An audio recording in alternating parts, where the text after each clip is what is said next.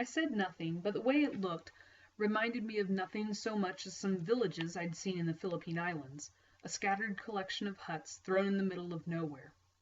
We bounced across the tracks, turned on a dirt road that went in front of the buildings, and stopped in front of a clapboard-sided shanty that seemed about to fall in on itself. It had no windows in the front or the sides, but an open door and a crude wooden porch across the front. Across the door in rough hand-painted letters were the words, "Lumberjack Lounge." The other three buildings looked much the same, except one of them had a glass window in the front and was apparently a dry goods store.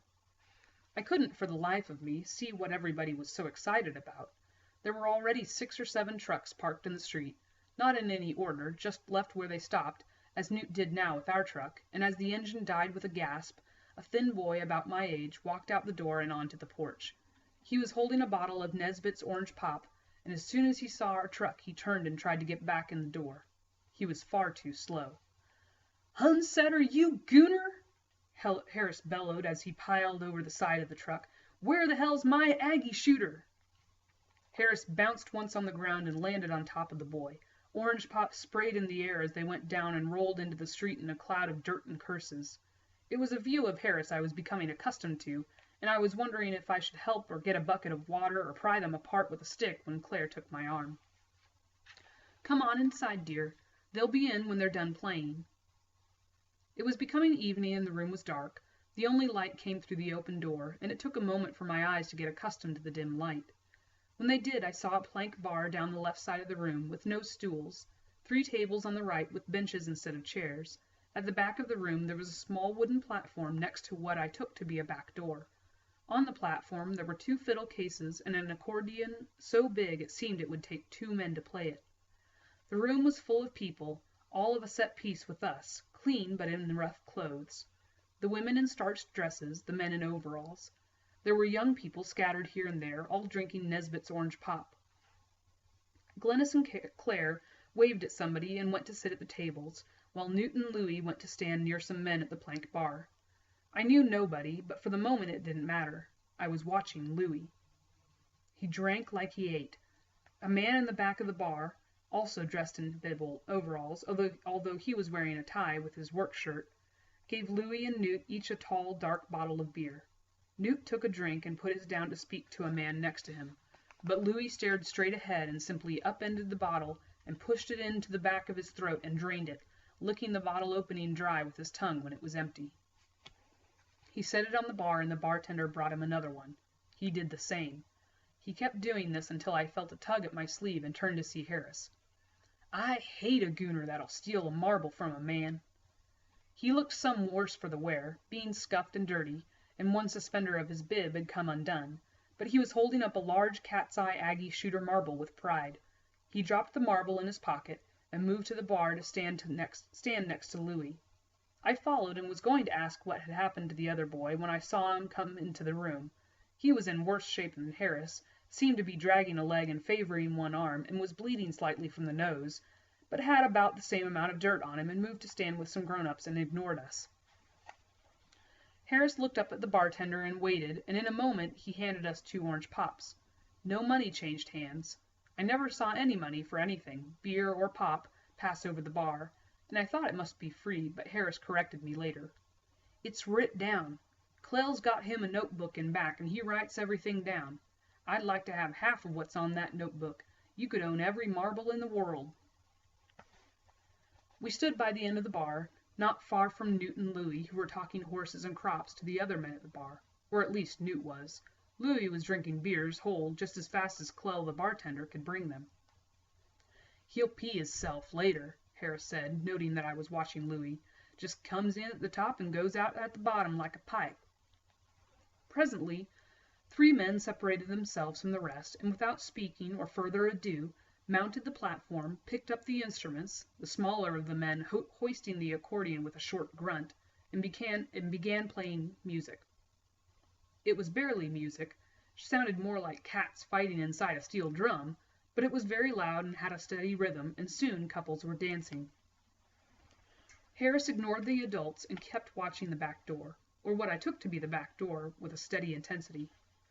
When he had gone through our pop and been given new ones, We had gone through our pop and been given new ones, and as soon as Clell handed us our pop, he started walking down the bar, aiming for that door. "Come on!" Harris grabbed my arm. "We want to get good seats." It was not a back door, but the door to a storeroom. I followed Harris in, blinded by more darkness yet, and could vaguely make out a room full of beer crates stacked around the sides. In the middle, on a rickety wooden table, was an old motion picture projector, and on the wall a sheet had been hung. Harris dragged me to the center of the room and pulled two beer crates up to sit on, directly to the side of the projector, then waited impatiently, holding his pop with both hands, while Clell and a dozen or so young people came into the room. In the dim light from the door, Clell went to a box of what seemed to be car batteries on the side of the room and hooked two wires to the terminals with alligator clips. The projector came on, and its beam of light hit the sheet with a dazzling glare. Clell worked in silence while we sat waiting, feeding film from an old reel through the projector with many clicks and jerks, hooking it to the take-up reel.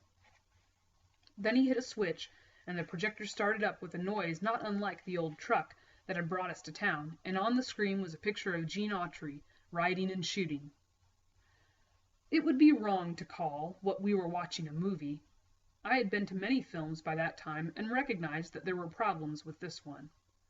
The credits and probably the first 15 or 20 minutes of the film were gone, lost over years of showing. The picture that just jumps into the middle of the story with Gene riding Champ and shooting at somebody, and when the reel ran out, some 30 minutes later, he was still riding Champ and shooting at somebody. Though it was a talking film, there was no sound equipment, so it remained silent, and any idea of storyline from dialogue was lost. The whole film was devoted to Gene riding Champion and shooting at something, with one scene where he played a guitar and sang, and another where he jumped off a saloon roof onto Champion and rode away, either escaping some men in the saloon or trying to catch some other men who had run off. Then the reel ended with the screen going flash white again. "Damn," Harris snorted. "I just hate it when it ends that way." As if on cue, Clell came back in carrying a dozen bottles of orange pop in a wooden case. He handed us each a bottle, then rewound the film and started it over, and went back out front where the music was getting louder and more incoherent all the time. And the children all sat and watched it again as if seeing it for the first time. I leaned forward to whisper into Harris's ear, "Isn't there another reel?" "What?" "You know, of film. Isn't there another reel?"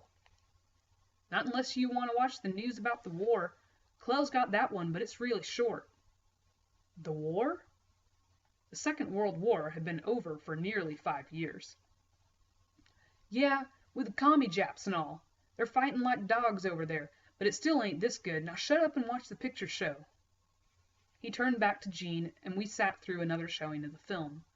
When it was done, Clell reappeared with orange pop, rewound the film, and started it over. And over. And over. On the fourth showing, I couldn't stand it any longer, and I left the back room to watch the goings-on in the front before I fell asleep. The room was lit by 2 Coleman lanterns hanging from the ceiling and full of smoke and sound. The music had gotten much louder, and there was a smell of beer and sweat. It seemed that all the married couples, like Newt and Claire, were dancing in the small center of the room, leaving the tables empty, and all the old men, like Louis, were standing at the bar.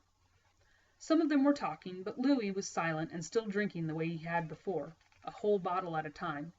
He looked almost the same, but there was a glazed look in his eyes that hadn't been there before, and I did a little quick figuring and decided that if he'd been drinking at the same rate all along, he was probably well into 20 or 30 bottles by this time. I looked and, as Harris had said, Louis had peed his pants.